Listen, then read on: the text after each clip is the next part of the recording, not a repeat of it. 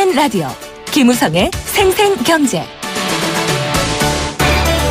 애청자 여러분 안녕하십니까. 김우성 PD입니다. 경제는 많은 부분이 심리적 영향을 받는다, 이런 얘기 전문가들도 지적하고 있죠. 그래서 불확실성, 즉 다음 혹은 끝을 알 수 없다라는 상황이 경제에 있어서 가장 나쁜 조건이 됩니다.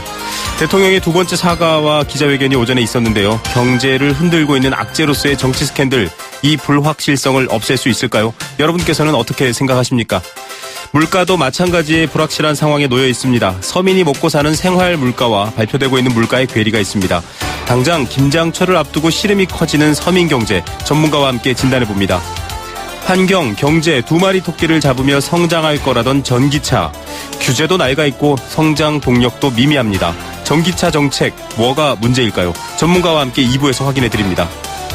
금요일은 경제 신간 준비되어 있습니다. 오늘은 홍순철 칼럼니스트와 함께 자치 통감에 대한 이야기 소개해드립니다. 2016년 11월 4일 금요일 김우성의 생생경제 지금 시작합니다.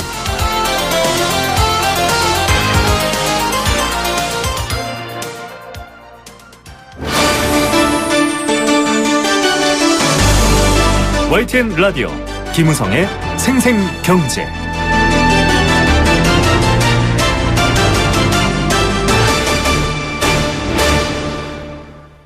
자, 장을 보러 가시는 분들 물가가 하루가 다르게 오르고 있는데 뉴스에서는 저물가 걱정을 하고 있으니 이게 어찌된 일인가 하실 겁니다. 소비자 물가가 1%대다 이런 뉴스가 나오기도 하고 체감 물가와는 참 다르다라는 생각이 있을 텐데요. 물가 지표라는 것은 상품, 서비스 등을 모두 포함한 반면에 우리가 주로 체감하는 건 장바구니 물가에 국한됐기 때문입니다. 생활 물가가 아무리 올라도 서비스 등 다른 물가가 떨어지거나 또 전체적인 상황이 바뀌면 물가 지표는 제대로 가리키지 않는 겁니다. 때문에 물가 지표 측정을 좀 바꿔야 한다, 이런 얘기도 나오고 있고요. 이 저성장 속에서 물가 상승, 버는 돈은 적은데 계속 지불해야 될 필수 생활비는 올라가는 스태그플레이션 우려까지 제기되고 있어서 물가 정책에 대한 중요성 더욱 커지고 있습니다. 어떤 대안이 필요할까요? 오정근 건국대학교 특임교수 전화로 연결해서 얘기 나눠보겠습니다. 교수님 안녕하십니까? 네, 안녕하세요. 예, 전체적으로 한국 경제가 어렵다라는 것은 이제 주지의 사실인데요. 소비자 물가 상승률 보면 서민들이 느끼는 체감 물가와는 좀 거리가 있다, 이런 얘기가 나오고 있습니다. 이 문제 어떻게 보십니까? 네, 그렇습니다. 지금 현재 소비자 물가 지수라고 하는 것은 이제 그 가계 소비질 중에서 만분의 1 이상 차지하는 481개 품목을 가지고 이제 물가 지수를 산정하는 것이고요. 네. 이건 뭐 다양한 물가들이 이제 있는 거죠. 그 중에서는 최근 같은 경우 특히 이제 김장철을 맞이해서 배추 가격 같은 것이 워낙 많이 올랐기 때문에 지금 이제 배추 가격 매도 전년 동기 대비 143% 올랐거든요. 네네.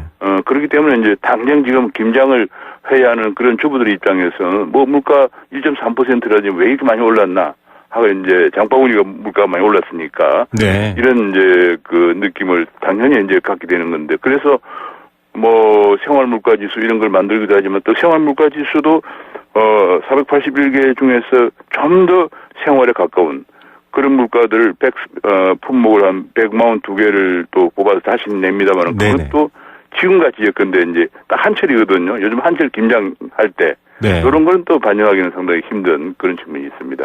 예, 이게 사실은 지금 말씀해 주셨던 것처럼 여러 가지 세분화되어 있는 이 지출마다 사실은 그 차이가 다르고요. 느끼는 바, 경제에서 서민들이 느끼는 바가 다른데 생활 물가 지수 지금 언급하신 것만 해도 직장인들이 여러 가지로 쓰는 돈이나 자녀 교육비 이런 것들 실질적인 부담이 되는 부분들이 반영되지 않는다라고 하는데 계속 이런 문제들은 인식되고 있었겠죠. 네, 그렇습니다. 그래서 이제 생활 물가 지수란 걸 만듭니다만은 일단은 전국 그 가게에서 전국적으로 이제 가게에서 만분의 1 이상 소비하는 그런 품목들을 잡다가 보니까 이제 부문별로는 도시 직장인들 혹은 또 김장을 하는 주부들 이렇게 이제 입장에서는 내가 쓰는 물가는 좀 다르다 이렇게 느낄 수는 있겠습니다. 예, 이게 사실 말씀하신 것처럼 지역별로 또 각종 직업이라든가 생활 방식별로 또 차이가 있기 때문에 정확하긴 어렵지만 당장은 0%대다 1%대다 이런 뉴스가 나오면 이게 약간 국민들은 감정적으로 받아들이시거든요. 아니 무슨 말이냐, 마트 가면은 김장 재료 사면은 작년보다 돈이 배로 드는데 왜 물가는 이렇게 1%대로 발표하느냐, 이런 얘기 있는데 기존의 물가 를 발표하는 방식 조금만 소개 부탁드립니다, 교수님. 기존의 이제 방식은 그러니까 아까 말씀드린 것처럼 이제 이거 5년마다 바꾸는데요. 지금 현재는 2010년도에 조사를 해가지고 서울을 비롯해서 39개 도시를 조사해서 전부 이제 가계 소비 지출 중에서 10,000불 이상 지출하고 있는 품목 481개 품목을 추출했어요. 그 481개 품목의 전년 동기 대비 물가 상승률을 계산하는 그런 방식이거든요. 네네. 그래서 전국적으로 평균이지만 평균을 나타내는 그런 지표라고 할 수 있겠습니다. 예, 통계적인 평균치이기 때문에 차이가 있고 앞서 뭐 교수님 지적하신 것처럼 여러 가지 지역 뭐 상황에 따른 차이가 있을 수 있습니다. 방금 이제 김장철 얘기가 지금 계속 그 대중적인 관심이 경제 분야에서 높게 일어나고 있는데요. 뭐 배추 가격 143%, 신선 채소들 40% 이상 이렇게 오르고 있습니다. 그렇습니다. 당장 사실은 한국 사람들 이 밥상에 김치 없으면 어려운데요. 서민들은 지금 주머니가 더 얇아져 있거든요. 정부가 좀 수급 안정책을 내놓긴 했습니다. 아마 비축 물량 같은 것도 풀고 계획은 있을 텐데 이 물가가 오르는 게 단지 뭐 공급 문제만은 아니거든요. 안정될까요? 어떻게 보십니까? 그리고 지금 현재 배추 생산량이 정부가 농식품부가 추산하기로는 123만 톤 정도인데요. 네. 실제 우리가 김장철에 최대 수요가 145만 톤 정도 이상을 한다고 하고 있습니다. 그러니까 네네. 22만 톤이 부족한데 정부에서 비축하고 있는 배추를 약 15만 톤 정도 이제 내놓겠다 그런 얘기거든요. 네. 무슨 뭐 숫자적으로 약간 이제 물론 도움은 되겠지만 벌써 수요량을 미치지 못하고 있는 이것이 이제 지난번에 그 태풍도 오고 네, 그다음에 맞습니다. 이제 이상 고온이었죠. 비도 자주 오고 이래서 생산량이 감소한 거거든요. 네네. 그리고 보다 근본적으로는 우리나라 그 농축수산품을 좀 전 세계로 유별나게 농축수산물 그러면 일단 수입을 규제하고 관세가 보통 400%씩 돼요. 네. 그러니까 이게 지금 우리가 이제는 이 부분을 좀 생각해 볼 때가 됐다 싶습니다. 너무 그러다 보니까 이게 그러니까 물가가 배추 가격이 우리가 생산이 적다 그러면 예를 들면 수입이 되면은 네네. 그냥 안정될 텐데 그런 건 시장 가격 조절 기능이 작동이 안 되고 있기 때문에 완전히 이제 뭐 예컨대 이번처럼 태풍이 오거나 혹은 비가 자주 오거나 그러면은 이거 생산 작황이 안 좋으면 그만 가격이 오르는데 별다른 대책이 없는 그런 상황이거든요. 그래서 이거를 이제 우리가 농축수산품 쪽에서도 우리가 뭐 사실 이거 농민들의 어려움을 다른 방식으로 어떻게 해결하더라도 5천만 국민들의 그 밥상 물가이기 때문에 네네. 조금 우리가 이 부분도 좀 유연성 있게 좀 대응해야 되는 거 아닌가 생각을 하고 있습니다. 예, 뭐 배추 같은 경우는 지금 뭐 수입 자체가 좀 어려운 여러 가지 신선 채소의 문제도 있긴 하지만 문제는 지금 이 배추값이나 혹은 이 식료품 이런 기본 생필품 물가가 올라가면 연쇄적으로 오르지 않습니까? 이를테면 밖에서 사 먹는 밥 가격도 오를 수 있고요. 여러 가지로 이 물가가 오른다는 게 당장 제가 소비하라는 가격의 인상 문제가 아니라 좀 연쇄적인 여파가 있을 것이다. 이런 걱정 때문이거든요. 그렇습니다. 지금 현재 예를 들어서 우리가 당장 뭐 이렇게 주말에 가족들하고 나가서 쇠고기를 한번 좀 먹겠다. 네. 그럼 이게 뭐 보통 1인당 뭐 4, 5만 원씩 나오니까 네. 4인 가족 같은 경우는 뭐 한 20만 원 갖고 나가야 저녁을 먹을 수가 있는 상황이거든요. 근데 네. 1인당 소득이 한 3만 불 가까이 되는 국가 중에서 이런 나라가 없습니다. 네. 미국보다 한 뭐 3배 정도로 비싸고 이러니까 이게 왜냐하면 쇠고기 수입 같은 경우에 보통 관세가 한 400% 붙어 있거든요. 네네. 그러니까 뭐 이제는 제가 보기에는 그 축산농가 어려움도 있습니다만은 그러나 이 5천만 국민들이 그야말로 가족들하고 주말에 쇠고기 한번 뭐 갈비 한번 먹으러 가는 것도 힘들다. 이런 정도가 되면 좀 문제가 있기 때문에 네. 조금 이게 또 한 가지 문제는 아까 말씀하신 것처럼 이렇게 되니까 임금비 상승 요인이 됩니다. 네. 왜냐하면 식료품 가격이 올라가기 때문에 자연적으로 생계비가 늘어나거든요. 네. 그러니까 또 임금비 상승돼 악순환이 반복되기 때문에 이 부분을 조금 더 전향적으로 검토를 하고 농축수산 농가에 대해서는 좀 다른 방식으로 좀 어떻게 지원하는 이런 방향이 낫지 않을까 저는 그런 생각도 해보고 있습니다. 예, 여러 가지 또 다른 방식의 생각도 제안해 주셨는데요. 자, 이렇게 지금 저성장되고 있는데 물론 뭐 전체적인 통계치로서의 물가가 아직 뭐 한국은행의 관리 목표를 넘어서거나 위험 상황은 아니지만 말씀하신 것처럼 서민 경제에 있어서는 물가 상승이 체감되고 있습니다. 국제 유가도 오르내림을 지금 반복하고 있는데요. 미국에서도 지금 스태그플레이션 걱정이 나오고 있고 우리나라 역시 4분기 성장 절벽 얘기도 나오면서 스태그플레이션 얘기가 있고 특히 서민층은 뭐 직접적으로 스태그플레이션 됐다 이런 얘기도 하고 있는데 교수님은 어떻게 분석하십니까? 네, 그렇습니다. 그런데 미국은 조금 우리가 다른 미국은 이미 벌써 미국에서 이제 소득 수준도 한 5만 불, 4만 6천 불대까지 가 있고 네. 잠재 성장률이 한 2% 2.5 정도밖에 안 되는데 이번 3분기가 2.9%였거든요. 네네. 그래서 미국은 뭐 이미 이제 성장이 완전히 회복되었기 때문에 문제가 다릅니다만은 우리나라 같은 경우는 성장률이 지금 전기비로 0.7% 정도 전년 동기 대비 한 2% 중반대밖에 안 되면서 물가가 이렇게 이제 그 체감 물가가 소비자 물가 상승률은 이제 1.3%로 한국은행이 관리 하한선이 1.5에 좀 못 미칩니다만은 체감 물가가 많이 올라가면서 소위 말하는 체감 물가 스태그플레이션. 네. 왜냐하면 GDP는 잠재 GDP에 대비해서 낮은 GDP 갭이 마이너스를 지속한 거. 이거는 수요 압력은 없다는 얘기거든요. 그런데 네네. 이제 아까 말씀하신 것처럼 유가가 지금 많이 올랐어요. 네. 30불대가 유가가 지금 50불대 육박하고 있고, 그다음에 이제 조금 전에 얘기 나눈 농축수산물 가격이 올라가면서 밥상 물가가 올라가면서 체감 스태그플레이션이 지금 발생하고 있는 네. 그런 상황입니다. 이런 상황에서 사실 지금 굉장히 전국이 혼란스럽지 않습니까? 네. 이 생필품 식품 여러 가지 소주, 빙과 맥주, 공공요금도 사실은 지금 혼란을 틈타서 올리는 것 아니냐 이제 시민단체는 이렇게 반발하고 있긴 하지만 무엇보다 당장 이런 부분들을 좀 통합해서 지금 결정해야 되는데 좀 정부가 어려운 상황이거든요. 어떤 대안들 좀 시급하다고 그러니까 보십니까? 지금 아까 전 세계 어느 나라이든 간에 사회가 혼란스러운 가장 큰 원인 중에 하나가 빵값이 올라가서 그렇습니다. 빵값이요. 네. 네. 이제 서양에서는 빵이죠. 아, 빵값이 네네. 올라가고 기본식품. 일자리가 없는데 빵값이 올라가면 폭동이 일어나는 거죠. 그렇죠. 제가 그래서 혁명도 일어나고 그런 상황인데 제가 보기에는 이 문제에 관해서 아까 제가 말씀드린 것처럼 5천만 국민이 있고 농축수산 농가 한 100만 명 정도 있습니다. 그러면은 이런 농축수산 농가에 대한 다른 방법으로 지원을 하면서 5천만 국민의 밥상 물가를 일단 주말에 그냥 어려운 사람들이 설렁탕 한 그릇 먹으러가도 그냥 한 3, 4천이면 먹을 수 있는 정도로 네네. 이런 정도로 안정을 시켜주는 그런 대책이 지금 일자리가 워낙 많은 사람들이 일자리가 없기 때문에 네. 일자리가 있어도 지금 한 1,000만 명 정도는 월 수입이 한 150만 원 안팎 정도밖에 안 되거든요. 네네. 이런 생각에서 그런 좀 전향적인 대책이 네. 나와야 국민들이 그 먹고 사는 건 문제없이 해결해 주는구나. 우리 미국이라는 나라가 굉장히 미국도 실업자가 많지만 안정된 이유가 먹는 건 일단 싸게 하거든요. 네. 그런 것 때문에 미국이 그야말로 좀 그 사회 혼란은 없다. 그런 얘기가 예사로 듣지 말고 좀 그런 전향적인 대책이 필요하다고 생각하고 있습니다. 예, 근본적으로 생존에 필요한 먹거리 이것만큼은 전향적으로 잡아야 된다. 이런 제안이 좀 당국자들한테 들렸으면 좋겠고요. 일반적으로 경기가 좋으면 물가가 상승하지만 이 침체된 상황에서 물가가 뛴다. 앞서 여러 가지 걱정, 생계 얘기를 했지만 또 제일 걱정되는 게 어쨌든 경기 상황이 좋아져야 되는데 더 나빠지는 디플레 상황으로 침체되는 상황으로 가는 것 아니냐 이런 걱정도 있습니다. 어떻게 보십니까? 네, 그렇습니다. 지금 현재 우리 경제가 최근에 경제를 구성하고 있는 수요 측면은 세 가지죠.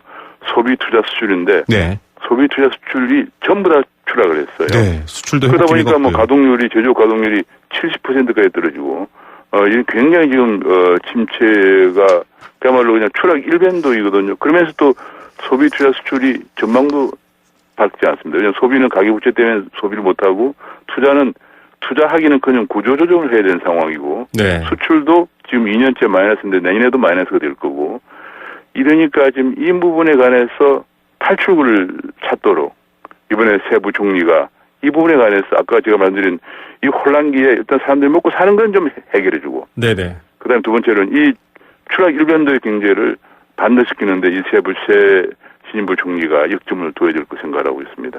예. 지금 금융위원장을 역임하고 계신 중인데 어떻게 보십니까? 좀 그런 부분에 있어서 좀 실력을 발휘한다 혹은 변화를 이끌어낸다 이렇게 보시나요? 일단 그렇게 하기를 기대를 해야죠. 지금 현재로서는 과거 우리가 학자 출신, 정치인 출신 했는데 네. 안 됐고 이번에 이제 관료 출신을 다시 이제 등장하는 건 일단 관료를 장악하기는 하는 데는 이제 능력이 있다 생각을 하고요. 다만 이제 이런 부분에 관해서 확실한 문제의식을 가지고 지금 1년밖에 안 남은 이 박근혜 정부의 마지막 경제 수장이기 때문에 어떻게든 경제를 반등시켜야 된다 하는 그런 절박감을 가지고 정말 밤잠 안 무심해서 추진해 줘야만 된다. 특히 이제 중요한 것이 기업 투자가 안 살아나면 안 되거든요. 네네. 천에 없어 기업 투자 안 살아나면 일자리가 없기 때문에 안 되니까 네네. 어떻게든 기업 투자를 살리기 위해서 좀 규제도 획파하고 좀 구조 기획도 하고 또 급한 구조 조정도 해주면은 기업 투자가 살았는데 지금 기업들이 너무 지금 뭐 최근에 또 네. 최순실 여파로 또 뭐 기업들 50대 기업을 수사한다고 하니까 굉장히 이게 뭐 예, 연결되어 있죠. 얼어붙어 네. 있어서 계획도 못 세우고 네, 있거든요. 그래서 좀 알겠습니다. 뭔가 기업은 숨통이 터져야 일자리가 생기고 좀 경제가 숨통이 트니까 세부 종류가 좀 그런 면에서 관심을 가져줬으면 좋겠습니다. 예, 또 기업들도 일자리 약속은 꼭 지켜야 될 것 같습니다. 오늘 말씀 감사드립니다. 네, 감사합니다. 네, 건국대학교 오정근 특임 교수였습니다. YTN 라디오 김우성의 생생경제. 네, 경제 공감 사전 만들어가는 시간입니다. 경제 관련돼서 저희가 단어를 놓고 같이 공감을 하는 시간이고요. 여러분들이 사연 또 뭐 이행시, 삼행시 다 보내주셔도 됩니다. 오늘은 앞서 인터뷰에도 뜨겁게 등장했었던 김장 이야기입니다. 선물 보내주시면 알칼리 생수 에이스 한 박스 드리고요. 여행 스케치에 나무야 공연 티켓 드리고 있습니다. 도심 속 꿈의 놀이터 일산 원마운트에서 워터파크 이용권 드리고 있고요. 선정릉을 품은 도심 속 특급 호텔 라마다 서울 숙박권도 드리고 있습니다. 단문 50원, 장문 100원의 정보 이용료 부과되는 샵 0945번 문자로 참여하실 수 있습니다. 자, 오늘의 경제공감사전 김장이라고 말씀드렸는데요. 겨울 앞두고 연례 행사 중 하나가 바로 김장이었습니다. 겨울 내에 정말 에너지 보충, 영양 보충, 또 뭐 비타민까지 굉장히 건강에 필요한 것들이 많죠. 또 나눠 먹고요. 다 같이 먹기 때문에 한국의 독특한 문화로도 자리 잡아 있는데 이제는 신선 채소값이 너무 비싸고 구하기가 어려워서 걱정입니다. 사 먹겠다 이런 분들도 굉장히 많아졌습니다. 배추와 무 가격 폭등은 정말 어려운 상황인데요. 지금 계속 관심을 갖고 있습니다. 앞서 인터뷰에도 나왔지만 먹고 사는 생존권 문제가 위협받으면 국민들은 더 큰 선택을 해야 될지도 모를 것 같습니다. 그런 상황에서 이 김장 아주 지표가 되고 있는 사건인 것 같습니다. 한국인들의 겨울철 먹거리이자 음식 문화인 김장, 여러분들은 어떤 추억이 있고 또 어떤 생각들 전해주시겠습니까? 저는 이렇게 생각해 봅니다. 김장, 겨울을 견디기 위한 나눔, 여러분들의 생각도 기다리겠습니다. 안내 말씀 하나 드릴게요. 무릎 아프신 분들께 유용한 소식 한 가지 전합니다. 무릎 관절염 때문에 아파서 외출 힘들고 밤잠도 이룰 수 없고 비싼 수술비 때문에 치료 망설이는 어르신분들 많으실 텐데요. 대한노인회 노인의료나눔재단이 보건복지부와 함께 오는 12월까지 2,600명의 어르신께 무료 무릎 관절염 수술 해드린다고 합니다. 지원해드린다고 하고요. 경제적으로 어려운 만 65세 이상 퇴행성 무릎 관절염 어르신이라면 누구나 신청 가능합니다. 좀 부담이 되는 간병까지도 무료로 지원된다고 하니까요. 연락하셔서 혜택 알아보시면 좋을 것 같습니다. 본인 아니더라도 가족, 이웃, 대리 신청도 가능하니까요. 12월까지입니다. 1661-6595, 1661-6595번으로 한번 문의해 보시기 바랍니다.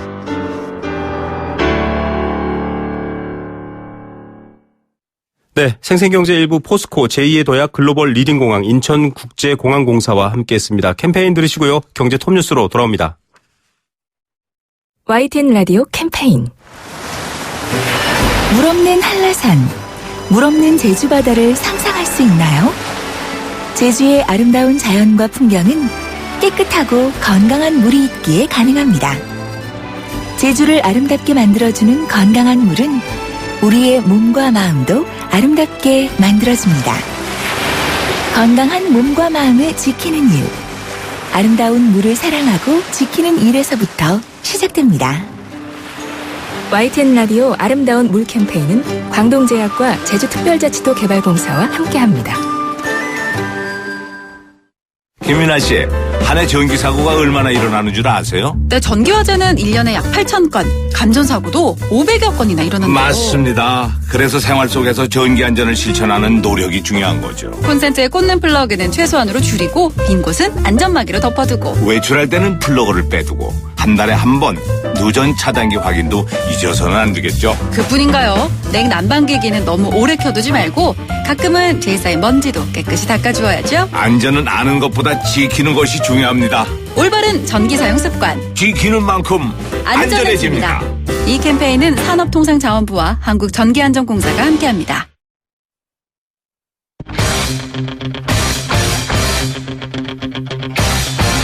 지금 가장 뜨거운 경제 소식. 경제 톱 뉴스. 네, 이 시각 주요 경제 뉴스 먼저 전해드리겠습니다. 자, 이 최순실 게이트를 비롯한 전국 혼란이 경제에 계속 악영향을 미치고 있습니다. 오늘 코스피는 1980선이 무너졌는데요. 첫 번째 뉴스로 잠시 후 전해드립니다. 정부의 113 부동산 대책 발표 영향으로 서울 재건축 아파트값 34주 만에 꺾이긴 했습니다. 유의미한 변화일까요? 두 번째 뉴스로 전해드립니다. 에너지 문제, 앞으로 우리에게 닥치는 큰 문제 중에 하나인데요. 정부가 에너지 개발비에, 연구 개발비에 1조 1,000억 원가량을 투자한다. 이런 소식도 들어와 있습니다. 이 시각 가장 뜨거운 경제 톱뉴스, 서울신문 명희진 기자 연결합니다. 안녕하십니까? 네, 안녕하세요. 네, 계속 코스피는 민감하게 영향을 받고 있네요. 전국 상황에. 현재 어떻습니까? 네, 이 현재 시간으로는 오는 8일 치러지는 미국 대선에 대한 경계와 이 최순실 사태로 인한 국정 혼란으로 하락 장세가 지속돼 한때 1980선이 무너지며 약보합세를 보였습니다.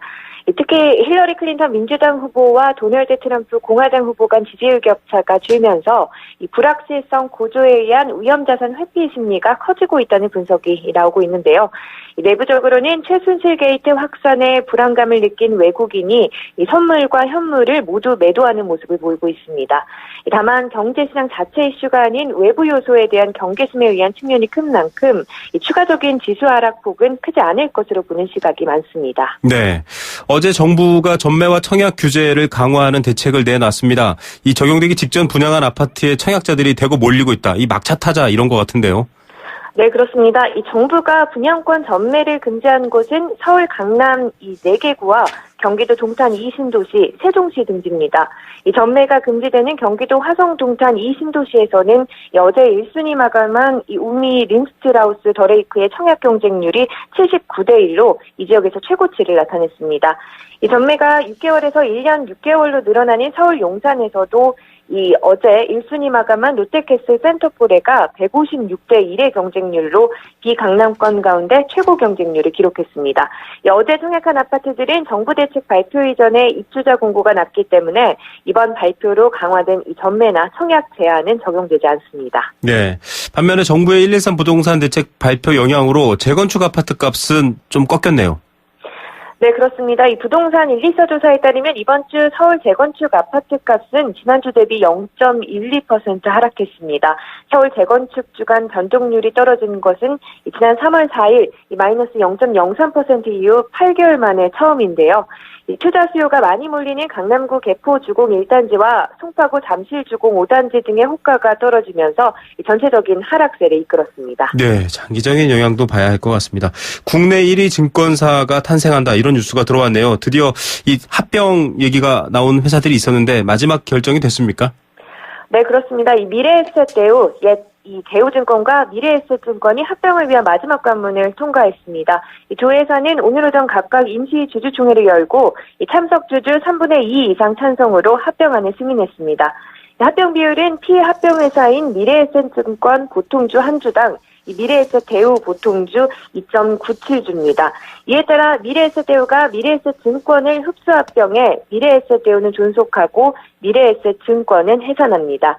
이 일정대로 진행되면 다음 달 자기 자본 6조 7천억 규모의 국내 1위 증권사가 탄생하게 되는데요. 이 홍성국 미래에셋 대우 사장은 지난 9월 4일에 표명해 오늘 임시주총을 마지막으로 사장 자리에서 물러납니다.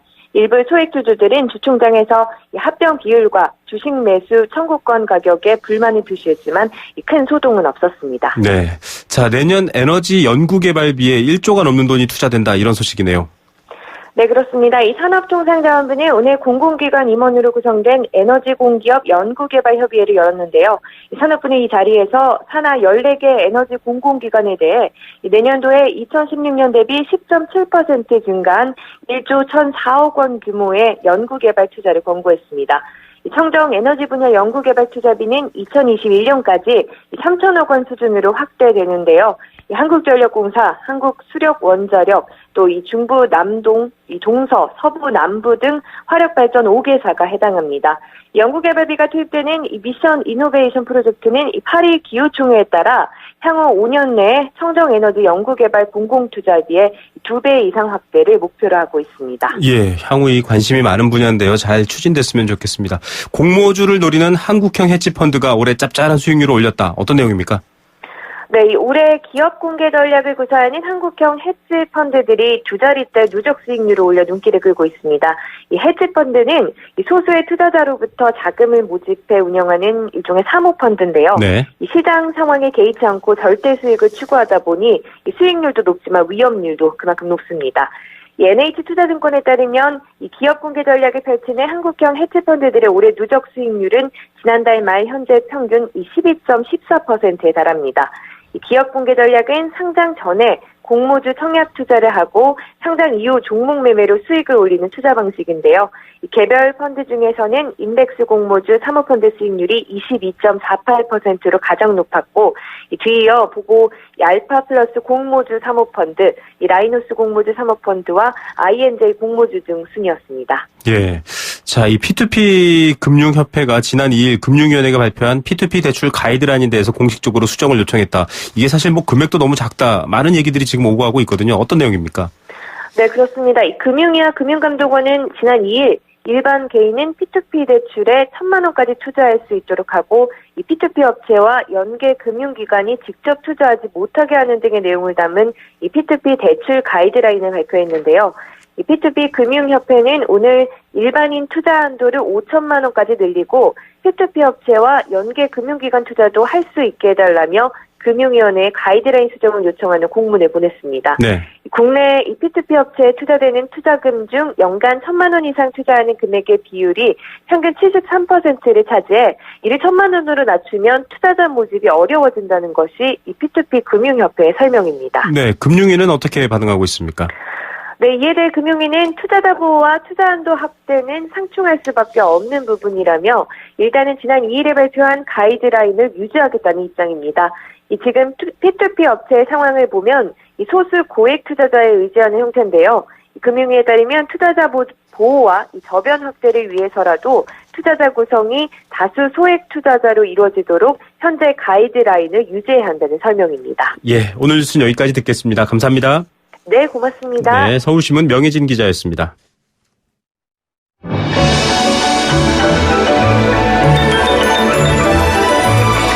오늘의 경제를 들여다보는 시원한 창. YTN 라디오 김우성의 생생경제 생생 인터뷰. 네, 두 번째 생생 인터뷰 보내드리겠습니다. 경기도 하남에 가면 대형 복합 쇼핑몰에 미국의 테슬라 전기차 매장이 등장했습니다. 휘발유나 경유 등의 화석 연료를 사용하는 것보다 경제적이고 환경에도 이득이라는 전기차.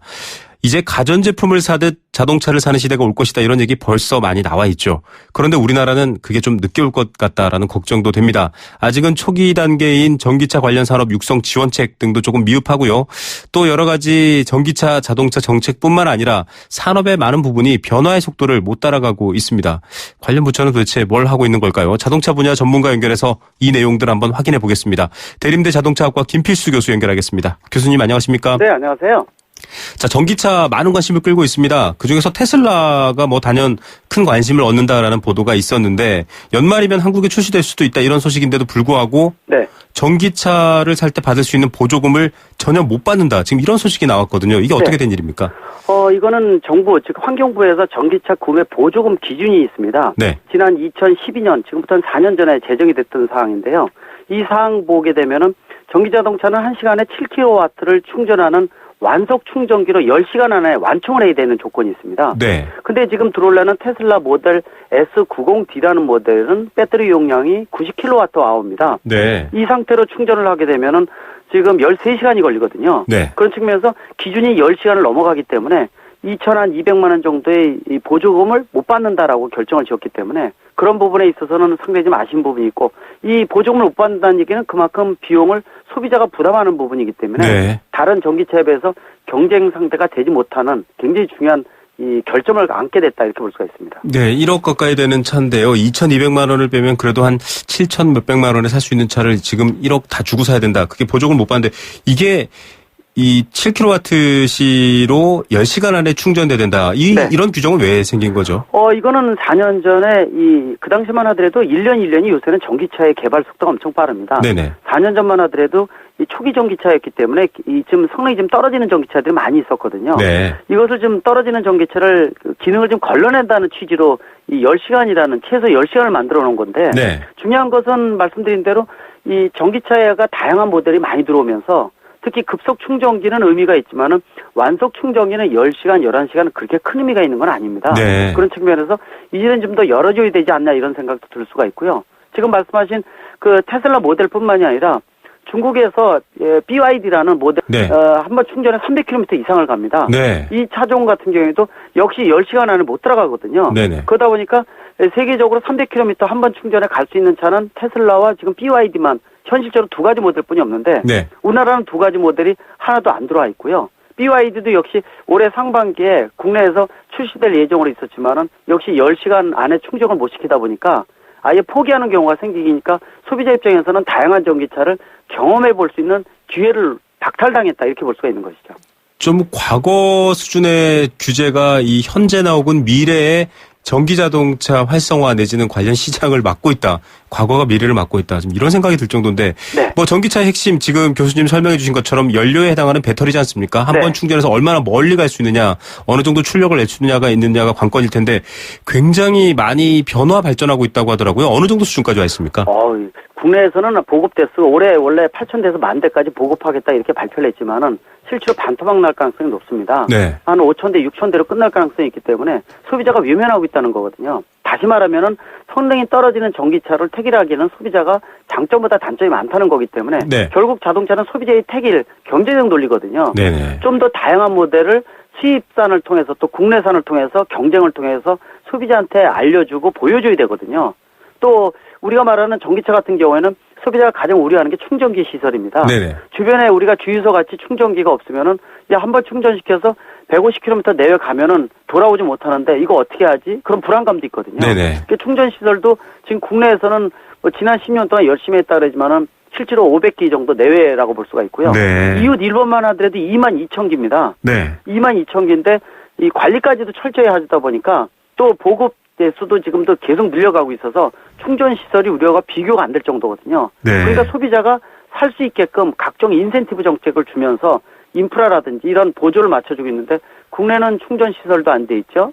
또 전기차에 대한 다양한 모델도 좀 구입할 수 있는 기회도 박탈당하다 보니까 부정적인 인식이 커가고 있다는 거 그런 측면에서 이 선진국에 비해서 기회를 놓치게 되면은 특히 자동차 산업이 국가의 기관 산업인데 그럼요. 상당히 좀 중요한 의미가 있는데 자꾸 기회를 놓쳐서 좀 아쉬운 부분이 크다고 볼 수가 있습니다. 예, 이 아쉬움 뭐 지금 자동차에 관심이 많으신 분들도 향후 이 전기차는 어떻게 보면 미래 산업의 핵심일 수도 있는데 이것에 관심 있는 분들 똑같이 아쉬움이라는 단어를 느낄 것 같습니다. 네. 환경 문제 때문에도 그렇고요. 또 여러 가지 경제적인 이유 때문에도 전기차를 고려하고 있는 뭐 좀 40대 이하로 굉장히 많은 분들이 있는데 네.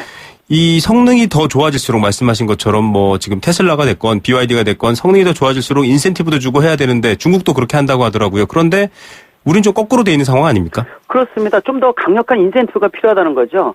주행거리가 길면 보조금도 더 많이 주고요. 좀 객관적으로 신뢰할 수 있는 이런 납득할 수 있는 정책이 좀 필요한데 너무 과거에 얽매이게 되면은 좋은 기회를 박탈당하는데 네. 특히 우리나라는 이 전기차뿐만이 아니라 이 시장의 흐름을 법이 못 따라가는 경우가 많습니다. 네. 한번 만들어 놓으면 3, 4년 동안 그냥 버티는 부분들이 많거든요. 특히 전기차는 기회라는 말씀을 드렸는데 네. 내후년 2018년이 전기차 빅뱅이라고 합니다. 아, 빅뱅이요? 예, 300km 내외에 되는 서울에서 대구, 심지어는 부산까지 충전 없이 갈 수 있는 전기차가 내후년 2년 후에는 굉장히 많이 출시가 됩니다. 네. 우리는 그 기회를 놓치고 있다는 거 볼 수가 있거든요. 네. 또 제일 중요한 것이 4대 중에 3대를 수출하는 입장에서 국내가 테스트베드입니다. 네. 국내 소비자가 많이 끌고 덜 끌고 여러 가지 문제를 개선해주게 되면은 이게 바로 경쟁력 있는 세계 수출 품목이 될 수가 있는데 국내에서 활성화가 안 되면은 국내 메이커에서는 당연히 수출을 하기에 어려움이 직면한다는 것이죠. 그런 측면에서 다양한 차종의 선택, 또 인프라 확대, 인센티브 확대, 그러면서도 정부에서 법적 제도적 부분을 좀 전체적으로 좀 정리를 했으면 좋겠고요. 네. 특히 컨트롤 타워에 대한 부재, 자동차 관련 부서가 3개로 나눠져 있는데요. 네. 시너지는 못 내고 충돌만 일으키면서 부처 간의 이기주의가 많이 작용을 하는데 이런 부분들도 항상 강조드리는데 좀 더 체계적으로 했으면 하는 생각이 들어서 답답한 부분이 있다고 볼 수가 있습니다. 예, 이 기회를 놓친다라는 건 뭐 결과적으로 나중에 미래에는 더 큰 감당을 해야 되는 상황인데 네. 지금 사실 완성차 시장도 굉장히 고전을 겪고 있지 않습니까? 기존 시장도 그렇기 때문에 네. 결국 신기술인 전기차로 가야 된다. 말은 그렇게 나왔습니다. 그런데 보니까 중국에도 한참 밀려 있고요. 네. 뭐 우리나라 앞서 뭐 인프라 앞서 말씀해 주셨지만 규제, 정책, 기술 상당히 많이 밀려 있는 상황이라고 맞습니다. 하는데요. 특히 미국, 일본, 유럽 선진국은 말할 필요 없이요. 중국이 우리보다 훨씬 더 뒤졌었습니다. 몇 년 전만 하더라도요. 네. 근데 반년, 1년마다 가보게 되면 색깔이 변할 정도로 엄청나게 변하고 있습니다. 작년에 전 세계적으로 전기차가 한 55만 대 판매됐거든요. 네네. 아직도 좀 크지는 않지만은 55만 대 중에서 22만 대가 중국에서 판매됐습니다. 네. 전 세계 시장의 40%를 먹고 있을 정도인데 그만큼 중국 정부에서 올인하고 있다. 전기차에 대해서요. 네네. 그래서 차기 세계 시장을 주도하겠다는 측면을 갖고 일사불란하게 움직이고 있어서 정책은 이미 3, 4년 뒤져 있고요. 기술적인 부분들도 곧 뒤집어지지 않을까 이렇게 걱정이 되고 있어서 특히 앞으로 이 버스나 트럭 같은 경우는 국내에 생산 안 하고 있지 않습니까? 네. 이거 트럭이나 버스 중국산이 곧 들어옵니다. 네. 한국형 모델이 중국에서 만들어져서 국내에 들어온다는 거 우리가 좀 각성이 되지 않나 이렇게 보고 있습니다. 예, 이게 결국은 경제적으로 우리의 어떤 장점, 우리 이익을 놓칠 수도 있는 일이 될 것 같은데 이 좀 일각에서 나오는 얘기이긴 한데요. 네. 뭐 유류세 같은 수입이라던가 기존 내연기관을 사용할 때 발생하는 여러 가지 업체 이해관계 때문에 전기차 사실 좀 방해받고 있는 거 아니냐 정책이 네. 이런 얘기도 있는데 이 부분이 완전히 배제할 수는 없을 겁니다. 네. 정부 입장에서는 이 전기차가 엔진이나 배터리가 없거든요. 네. 고용 창출 측면, 특히 우리나라의 세금 중에서 한 20% 정도가 자동차가 유류에서 나옵니다. 네. 많이 세금이지 않습니까? 네네. 일단 전기차는 전기에너지이기 때문에 유류 자체를 사용을 안 하거든요. 네. 여러 가지 변화가 많은데 문제는 세수나 이런 것도 중요하지만은 미래의 변화 산업에 대해서 또 그것에 맞춰서 각종 먹거리가 많이 생긴다는 것이거든요. 네네. 특히 우리가 기회를 놓친다는 거, 특히 3, 40년 동안에 세계 수준까지 올라갔는데 패러다임 전환에 대해서 능동적으로 대처 못하고 있다는 거. 좀 메이커도 또 정부도 각성해야 되고요. 네. 또 소비자한테 다양한 전기차를 경험함으로 인해서 환경이라든지 또 친환경차에 대한 구입 패턴을 좀 돌아서게끔 만들어줘야 되는데 아직도 예전에 내연기관차를 선호한다든지 이런 것들이 아직 많이 남아있거든요. 네. 외국 선진국에 비해서 우리 어떤 시장에 대한 부분들도 너무 낙후된 것이 아닌가라는 측면에서 이런 상태로 2, 3년 몇 년만 반복이 되면은 아예 기회를 놓쳐버린다는 측면에서 따라가지 못하는 수준까지 다다른다는 것이 더더욱 걱정이 된다고 볼 수가 있습니다. 예, 그간에 IT 강국이니 뭐 이런 말 나올 때 우리가 기술 선도하고 있는 부분들 기회를 놓치면 기술이 선도하고 있어도 별로 의미가 없을 것 같습니다. 맞습니다. 끝으로 이 산업 패러다임, 또 이 자동차 산업에 대한 패러다임 변화 좀 짧게 강하게 제언 말씀 부탁드립니다. 네, 역시 정부 변해야 되고요. 법적 제도적 부분들, 또 국민이 선호하는 부분들, 인센티브에 대한 부분들 얼마든지 많습니다. 여러 가지 얘기를 하지만 예를 들어서 한시적으로 도심지 버스 전용차로 진입이라든지 강력한 모델이 좀 필요하다는 것이죠. 네. 그런 측면에서 연구개발도 이미 선진국에서 3, 4년 뒤지고 있으니까 이런 균형에 대한 부분들 또 중소기업과 상생 구조에 대한 거 또 말씀드린 정부의 컨트롤 타워에 대한 정립이라든지 이런 대여섯 가지 부분들을 빨리 하루속히 좀 정립을 해야 되지 않냐 이런 생각을 가질 수가 있습니다. 예, 오히려 낡은 구조조정이 필요한 산업들을 보면서 느꼈던 그 위기감, 이거 지금 기회가 다가오는데 기회조차 놓치고 뭐하고 있나 이런 생각이 들 정도입니다. 오늘 네. 말씀 감사드립니다. 네, 고맙습니다. 네, 대림대학교 자동차학과 김필수 교수였습니다.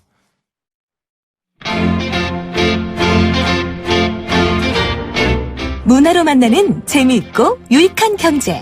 경제 신간. 네, 책 한 권 속에 미래가 있다 이런 말씀 많이 들어보셨죠? 경제 이야기도 담겨 있습니다. 역시 금요일 책으로 경제, 우리 세상을 읽어주는 시간입니다. 오늘도 홍순철 북칼럼니스트 전화로 연결합니다. 안녕하십니까? 예, 안녕하세요. 참 어수선하고 시대가 안 좋은데요. 오늘은 참 유의미한 책 가지고 나오셨어요. 자치통감을 읽다라는 책이네요. 그렇습니다.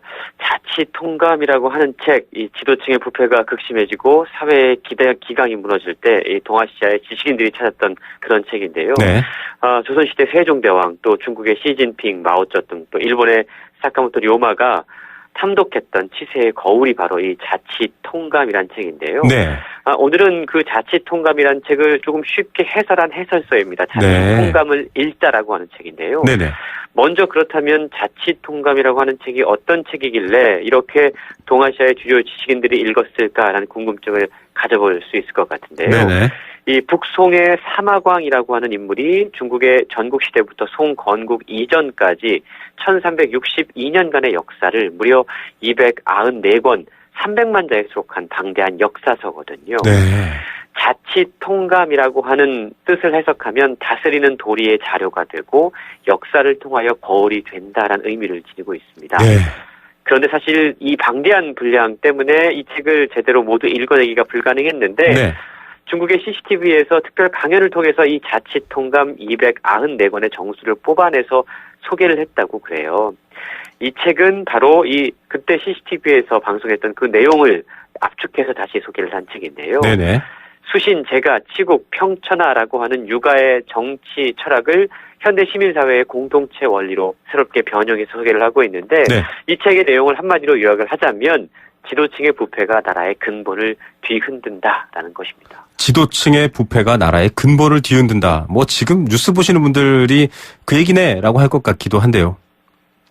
그렇습니다. 이 중국 상하이 역사학교 교수이면서 최고의 재앙학 교리자인 장펑 교수는 이 책을 통해서 흥미로운 중국 역사 이야기 그리고 거기에서 얻을 수 있는 서늘한 교훈 또 그것을 통한 개인과 공동체의 흥망성쇠의 원리를 현대적으로 풀어내서 소개를 하고 있는데요.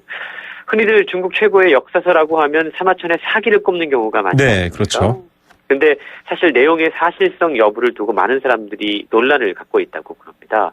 그런데 이 자치통감의 원저자인 사마광의 경우에는 사학자뿐만이 아니고 당대 최고의 정치가였거든요. 네. 그렇기 때문에 이 책은 사기가 문학가가 쓴 역사서라면 자치통감은 정치가가 쓴 역사서다라고 이야기를 하고 있는데 중국 역사서 가운데 송 이전의 역사서로서는 이 책에 감히 필적할 만한 문헌이 없다라고도 볼 수 있을 것 같습니다. 예. 역사를 통해 제대로 배운다. 참 와닿는 말입니다. 이 제대로 기술하는 것도 중요하고요. 이 책에서 또 강조하고 있는 것들도 있을 것 같은데요. 그렇습니다. 이 자치통감은 봉건적 군신 관계를 기반으로 쓰여진 책이거든요. 근데 이 자치통감을 읽다라고 하는 책은 봉건제가 사라진 현대 공동체 사회를 위해서 자치통감을 재해석하는 과정을 거치고 있는 거죠. 네. 모든 사람들이 수신, 제가 치도로서 갖춰야 될 자질과 소양이 무엇인가에 초점을 맞추고 있는데 네. 이 책은 모든 사람들이 갖춰야 될 일종의 공중 도덕이면서 시민으로서의 덕성으로 신독이라고 하는 자세를 강조를 하고 있습니다. 신독이요. 조금 어려운 용어일 수 있는데요. 네. 이 말은 말 그대로 혼자 있을 때도 언행을 절제하고 상가는 수양 자세입니다. 네. 수신이 신독의 경지에 이르면 혼자 어두운 방에 있을 때나 사람들의 이목이 빈번한 시장에 있을 때나 자기 절제를 실천할 수가 있다라는 거죠. 왠지 남이 보지 않아도 열심히 잘한다 뭐 이런 느낌일 것 같기도 하는데 스스로 절제하고 삼가는 자세 좀 어렵기도 하지만 지도자에게는 참 필요하다 이런 생각도 들긴 하네요. 그렇습니다. 우리가 흔히 이런 말이 있죠. 하늘이 알고 땅이 알고 내가 알고 자네가 아는데 어찌 아는 사람이 없다고 합니다. 네네. 그런데 우리는 이러한 용어를 사실 최근 한국 정치인들의 자세에서 말해서 얼마나 느낄 수 있는가 한번 곱씹어봤으면 좋겠는데요. 바로 이렇게 말할 수 있는 자세가 신독이라는 거죠. 저자는 개인이 공중도덕을 자각하는 수준이 높을수록 사회관리를 위한 통제 시스템이 적어지고요. 사회관리 비용도 자연스럽게 줄어들어서 더 많은 돈을 시민들의 복지를 위해 쓸 수 있다라고 풀어내고 있습니다. 네. 신독의 자세는 개인만 하는 게 아니고요. 이게 제가와 치도에도 적용이 되는데요. 제가의 핵심은 수신을 통해서 얻은 자기의 어떤 절제의 그 덕성을 자녀들에게 가르쳐서 검약과 절제가 일상화된 집안 분위기를 만드는 것이고요. 네. 치도 또한 지도자가 앞서서 삼가는 모습을 보이고 모범을 보임으로써 국가 분위기를 만드는 것이다라고 책은 지적을 하고 있습니다. 예. 정말 뭐 이 기본이라는 것은 항상 강조해도 지나침이 없는데요. 요즘 같은 분위기에서 자치통감을 읽다라는 책이 왜 출간되었는지 좀 알 수 있을 것 같습니다. 그렇습니다. 사마광은 한 나라가 멸망의 나락으로 떨어지게 된 배경에는 황제가 아첨하는 간신을 총애하는 등 협소하고 폐쇄적인 권력관도 권력 분배가 어지러워졌고 사회 질서가 무너진 데 있다라고 책을 통해 진단을 하고 있는데요. 자치통감 권 229권에 실린 육지의 말편에 보면 이런 말이 나옵니다. 배는 임금의 도요, 물은 임금의 백성이다. 배는 물의 도를 따라야 물 위에 뜰 수 있지만 그것을 어기면 침몰한다라는 말인데요. 네. 공자 이런 얘기했죠. 인이란 사람을 사랑하는 것이다. 여기서 사람은 백성을 의미합니다. 네. 맹자 역시 백성이 고귀하고 사직이 다음이고 임금은 가볍다라고 이야기를 했는데요. 과연 지금 대한민국의 임금과 백성의 위치가 어떠한지, 과연 배와 물의 위치는 어떠한지 한번 이 책을 통해서 살펴봤으면 좋겠고요. 권력자가 사사롭게 총애하는 사람에게 관직을 내리면 백성이 복종하지 않는다라는 말이 천하위공의 자세고, 이 자치통감 권 34권에서 지적을 하고 있는데 이 말 역시 지금 시대에 우리에게 시사하는 바가 아주 큰 것 같습니다. 네, 역사와 상식엔 이미 답이 나와 있는 것 같습니다. 오늘 말씀 감사드립니다. 네, 감사합니다. 네, 홍순철 북칼럼니스트였습니다.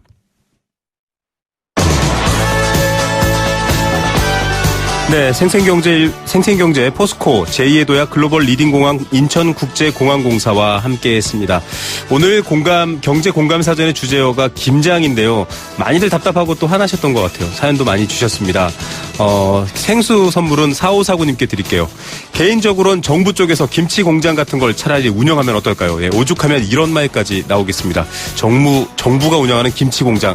예. 1035님께도 생수 선물 드립니다. 김장김치 가격도 혹시 최순실 씨가 개입된 거 아닌가 모르겠어요. 김장은 대한민국 국민의 겨울 양식입니다. 예, 민감하게 앞서 말한 것처럼 생존, 먹거리 장악하지 못하면 국민들의 분노 더 커질 수 있습니다. 물가 잘 안정시키고 전향적으로 잡아야 됩니다. 라마다호텔 숙박권은 1399님께 드리겠습니다. 지금 무 2다발, 배추 2망, 파 1단, 갓 2단 사놓고 다듬다가 이 방송 참여합니다. 7, 80 우리 부부로선 힘들고 마음 드는 일이니까요. 목돈 들어도 꼭 해야 됩니다. 그럼요. 김장을요. 그냥 먹으려고 담그는 게 아니라 이렇게 담궈서 이웃들, 자식들에게 나눠주시거든요. 그런데 그 물가가 이렇게 오르고 있는데 손 놓고 있으면 되겠습니까? 예, 계속 지켜보면서 물가 이야기 또 서민 삶의 이야기 생생경제에서 전해드리도록 하겠습니다. 이번 주 방송은 여기까지고요. 월요일 오후 3시 10분 다시 생생경제에 찾아오겠습니다. 늘 함께해 주셔서 감사드립니다. 김우성의 생생경제였습니다.